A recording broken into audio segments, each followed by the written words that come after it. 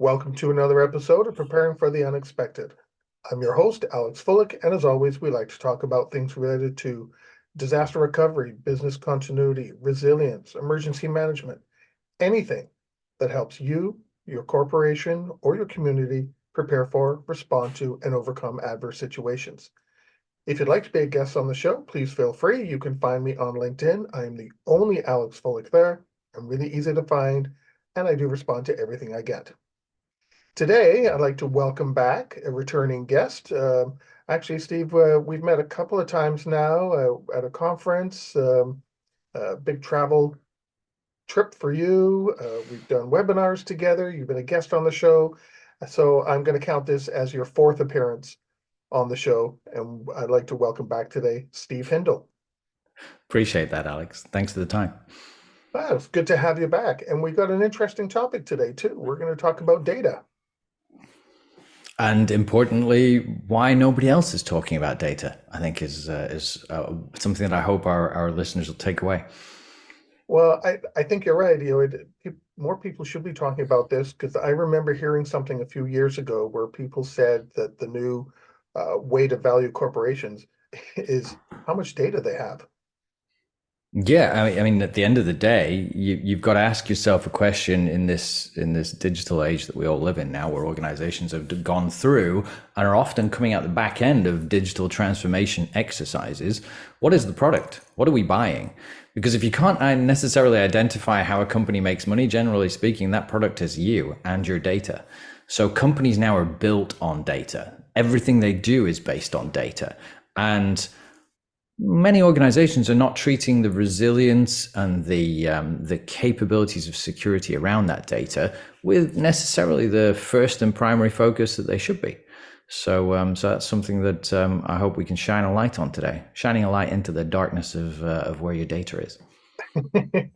Well, let's ask the most obvious question, because I think a lot of people, when they hear the word data, they're instantly thinking, computer screens like Hollywood shows you with all the numbers, flickering on and off the screen.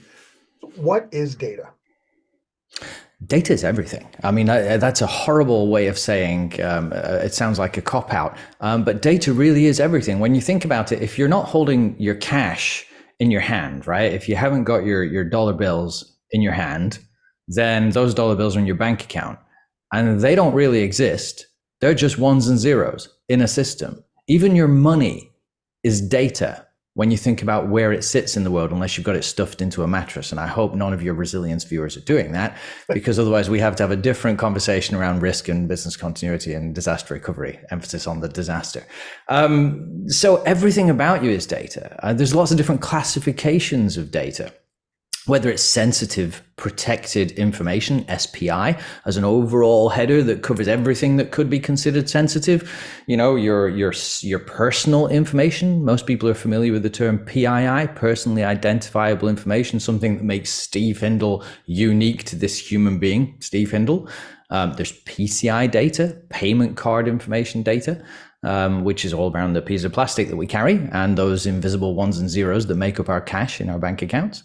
And then there's the metadata, everything else that's tagged into that then identifies that data and gives it value to an organization. So knowing Alex Fullick, if Alex Fullick buys something from me, I probably have your payment information. I have to ship you that something, generally speaking, or at least I have to know that the card you're giving me is tied to the right address. So I've got where you live. I may have your date of birth, depending on whether I'm selling you something that may be requiring an age limit.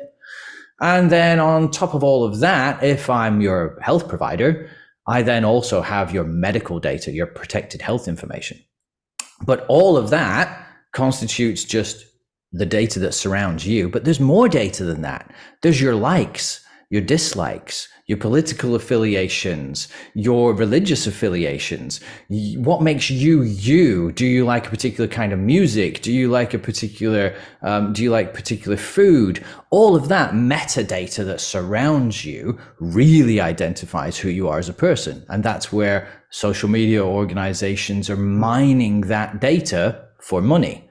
It was, I'm trying to remember the name of the gentleman, but he coined the phrase a long time ago, that data is the new oil, because the planet runs on data and it has so much value. So that's something that I think people need to understand is we in this digital age, we are just data, and a lot of data that surrounds us. Does that make sense as to Mhm. when we're talking about data, it's everything.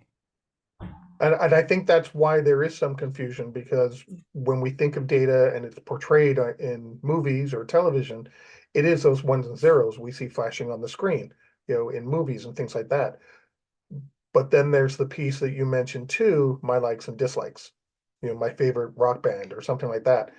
And that's not information that you kind of share every day. It doesn't come out in everyday conversation all the time, but then it's picked up by other groups.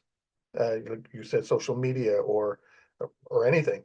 And suddenly you start getting all these feeds for, I looked up Steve Hindle's page on the internet. Next thing I know, oh, recommended for you are all Steve's friends that I've never heard of before. All right, totally. You should connect with these guys. Why? Because they're connected with this guy that you interact with over here. And we've all had that, and I'm sure we've all experienced it, where there was those moments of, oh my God, my computer's listening to everything I do. When the next page you bring up after just thinking about buying a new handbag or thinking about changing your car, the next advertisement you see is a car or a handbag, and oh my God, how does my computer know these things? Because it's where you spend your time. Do you hover over an image of a car recently for more than a couple of seconds? If so, there's tracking cookies that go, ooh, Alex might be in the market for a new car. Just because you've hovered over it for just more than a few seconds, they're tracking how much time you spend looking at these things as well. And then organizations, I did look it up. It's a gentleman called Clive Humby who coined the phrase, "The world's most valuable resource is no longer oil, but data." And that's everything that we are. And organizations float. The ship that is an organization floats on data. It is something that that we as owners of that data, we own our own data. But the organizations that we trust with it, that we give it to, they are the custodians and stewards of that data. They are responsible for looking after that data. So whatever that may be. I mean, I run my own consultancy practice.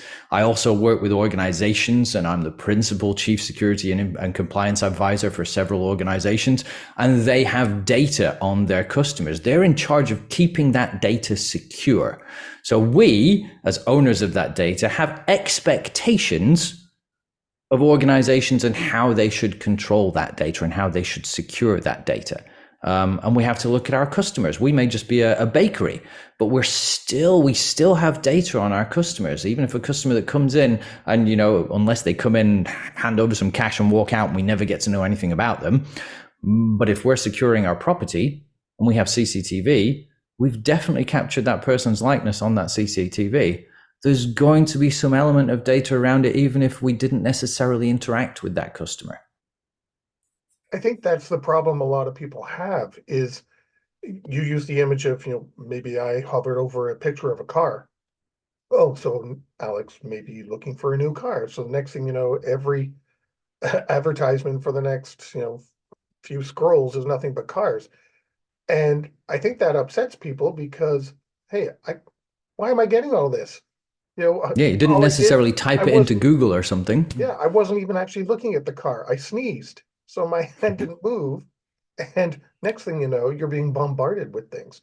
So, because you mentioned, we hand over our data. Sometimes we're handing over our data and we don't even know we're doing it. Without even knowing about it. Yeah, exactly.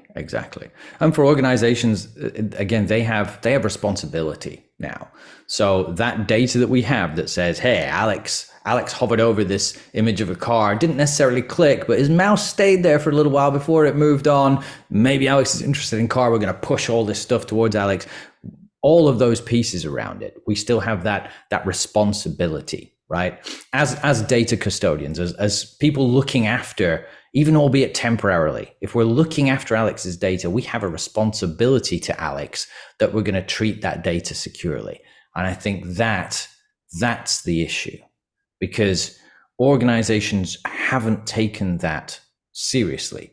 they've secured a lot of different things. You know, we talked about CCTV in the context of a bakery, for example. You're securing your premises, right? You're securing your cash register, you're securing your point of sale device, or maybe your online ordering system where you take orders to sell cakes, whatever it may be. You're making all of those efforts to secure those pieces of the ecosystem, right? But, you know, your endpoint security is a massive industry, right? Billions of dollars are being pushed into endpoint security. You're securing your laptop, your antivirus, all this kind of stuff, securing whatever that endpoint may be. There's a massive industry around that. And you have your firewalls and you have all these other pieces that secure the network edge. So you're securing your network, you're securing the computers that go on your network. You're even training your people on how to handle data securely. So you're securing your people. But the data's always left behind. It's like waving in a corner going, what about me? What about me? Is nobody going to pay any attention to me? Like, well, I've secured the network and I've secured the endpoint and I'm securing the people. So the data is going to be secure by default. And I don't necessarily believe that that's the case. Well, isn't data supposed to be CIA? If I remember correctly, I'm not an IT guy, so let me fingers crossed I say this right. I'm sure you can get Confidential, this. integrity, and available. Yeah, absolutely. You've got to look at, are we adequately protecting the confidentiality of that data so that only the people that need to know have the ability to access that data? Okay. Are we then protecting the integrity of that data? Are we making sure that that data cannot be fiddled with in a way that it shouldn't be, right? So if I've got a CCTV system, I'm gonna keep it as simple as possible without getting into too technical stuff. And most people can relate to we live in this, you know, digital nanny state of everybody looking over our shoulder everywhere, right? So they can relate to CCTV pieces. Most people have CCTV in their homes now with their Ring doorbells and all this kind of stuff. So on that context, you know, we're securing our things that we know. We're always focused on what do we know, right? And we're not always looking at what we don't know. And so, you know, with the confidentiality, the integrity, and the availability of that data, you know, are we making sure that the systems that hold that data, if one goes pop, are we then out of business? We have to make sure that we have availability, that we can continue doing business with that data. So the CIA triad is the primary way that most people think about their risk. It's not really a way of measuring risk. It's just a way of thinking about and articulating the controls around that data. Are we keeping the data confidential? Are we making sure the data can't be tampered with? Right? Are we making sure that it's available to us if we need it to run our business? CIA. Okay, great. But we do that by looking at everything else and not necessarily looking at the data itself. So for example, I worked very recently with a very large organization, and we were looking at their entire ecosystem. And in doing so, we examined all their processes as well as their technology. And they firmly believed their data was in one place. Their customers' sensitive data was in one place because that's where they put it. How did it get there? Well, as a team charged with getting the data into that system. Well, how do they get the data? Well, they get the data by certain forms that people have to fill in. Okay, where are those forms? Oh, well, those forms, they come in by email, or they come in by people completing them and handing them over in person. So there's paper copies. So, okay, so they're in your mail system. Oh, yeah, they are, because they came in through email. Right. And so if it's written down, then where are those paper copies stored? And how does that paper copy get into that cloud-based system where you think it lives? Oh, well, that person on that laptop keys it all in. So it's on the laptop as well. So it's in your email system, and it's on the laptop, and it's probably on their desk, and maybe it's in a lock filing cabinet, or maybe it's on a printer. And so where is your data? Instead of that first answer of, oh, it's on this system over here, it's, oh, it's everywhere. Mm-hmm. And we didn't necessarily know. Well, I can guarantee you there's one group that always knows, because they go looking for it, and that's the bad guys. Yeah. The bad guys always know where your data is, because to the bad guys, it is the most valuable commodity possible, because they know that you'll do everything possible to stop that data getting into the wrong hands. And if it's already in the wrong hands, you'll probably pay to get it back. Mhm. And that's the crux of the matter. So when I ask you, where is your customer's data, and you tell me it's on one system, I only need to ask maybe 5 or 6 questions to shine a light on what's probably somewhere else as well. And if I can do that, then really, shouldn't you be taking that more seriously? Shouldn't you be looking at the availability of that data? Because I guarantee you it's everywhere else. And I guarantee you the confidentiality of that data is not going to be intact if you're leaving it sat on a printer where anybody could get it. Or if it's on somebody's desk when they go home. Or worse, if it's on their computer, and meanwhile they're doing other things on that computer, other things that may compromise that data, because you think it's really secure because it's in this cloud-based system over here. Maybe it's your HR system that you pay a vendor for, and you pay them loads and loads of money to keep it secure. Meanwhile, it's on that laptop, and that laptop goes home, and that laptop goes to Starbucks. And that laptop occasionally gets left behind at a luggage checkpoint in an airport. So is it really enough? Because if I can lay physical hands onto an IT asset, I can usually get past most of the security controls on that asset to be able to say, there's your data, and now it's mine, and I don't have a need to know. I'm not necessarily an employee that works in HR. I may work in something else. But if I've got access to that data, and I shouldn't have, then your confidentiality is already gone. And if I can fiddle with that data because I've got access to it, then the integrity is already gone as well. And if all I need to compromise the availability of that data is to deploy a piece of software that takes that system offline, then your CIA triad is gone. All because you didn't really know where your data was in the first place. Because you think it's just over here, when really it's all over here. It's everywhere.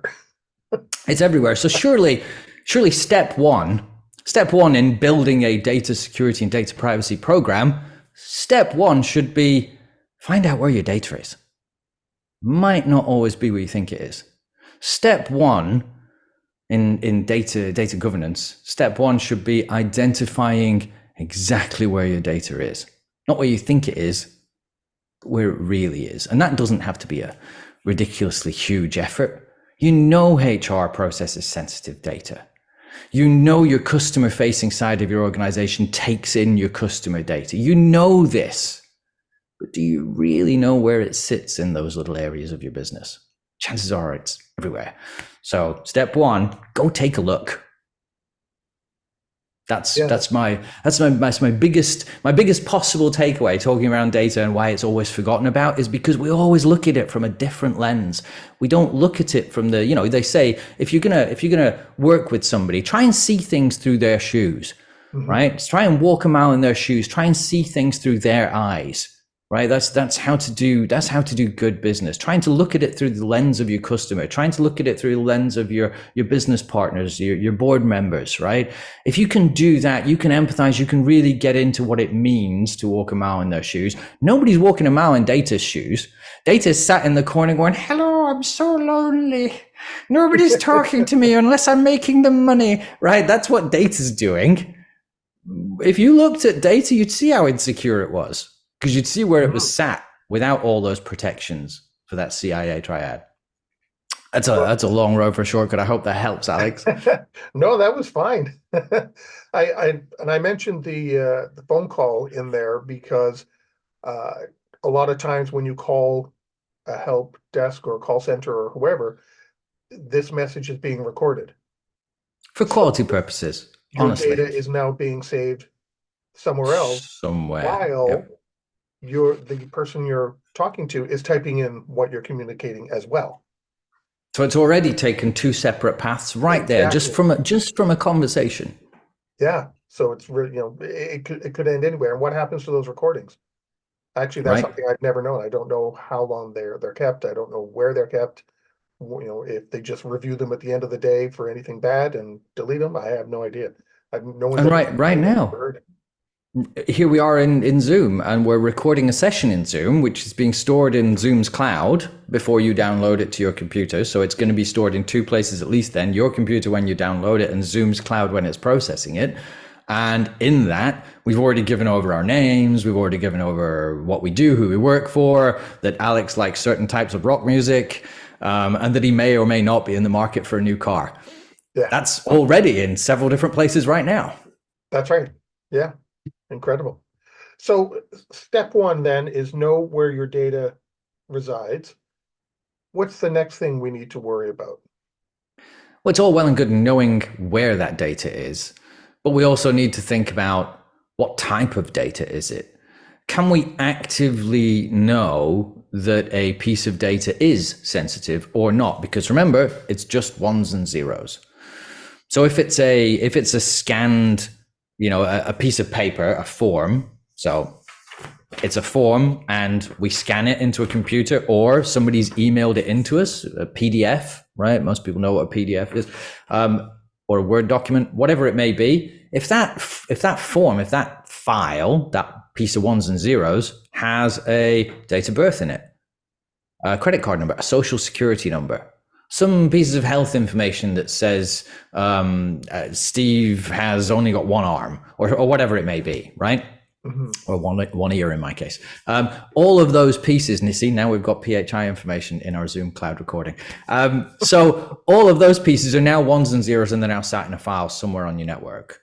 But if you go out looking for it, as a human being, you've got to lay eyes onto it, and you've got to read it and understand that this block of numbers in this file is not a phone number, it's a social security number. And that may be a judgment call, right? If you're tapping in, if an employee is tapping in data into a form on a system, and there's a box that says notes, and they type in a social security number into that notes field, you may not think that notes field has sensitive information in it because you've already got a field over here that says social security number, but maybe they missed it.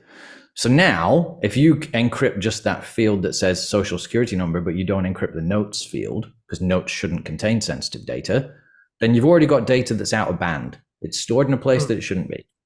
So we as human beings can identify that if we look at it. We can see a record and a notes field, and oh my goodness, that's a social security number in that notes field. Or that's a bit of health information in that notes field, and that shouldn't be there. And we can delete it or do whatever we need to it. But if we're doing that, that takes time. And I guarantee most organizations have got hundreds of thousands of millions of billions of records out there on their networks. So what we're expecting, hey, task a team. Hey, Bob, John, Sarah, Susan, you go out and go look on our network and go find that data. Good luck with that. That's going to find it. But there are tools and there are ways and there are means. There's all kinds of different tooling out there that can go find that data. And once it's found it, okay, it needs to then classify it. It needs to go, is this really PII? I'm looking at this set of digits. Is it really a social security number? Social security numbers or national identifiers are different lengths and different formats in different countries. So if we're an international business, but a social security number for Costa Rica or the UK's national insurance number may look different. Mm-hmm. And if the system picks that up and says, nah, that's a phone number, but it's not, then we've got a problem. So accuracy of identifying that data is incredibly important. On that note, we've come to the end of our first segment today. We are talking with Steve Hindle about data, and we will be right back. If you liked that video, thumbs up. If you didn't like that video, thumbs down. But leave me a message and let me know your thoughts. Of course, don't forget to subscribe. And in the meantime, stay prepared, everybody.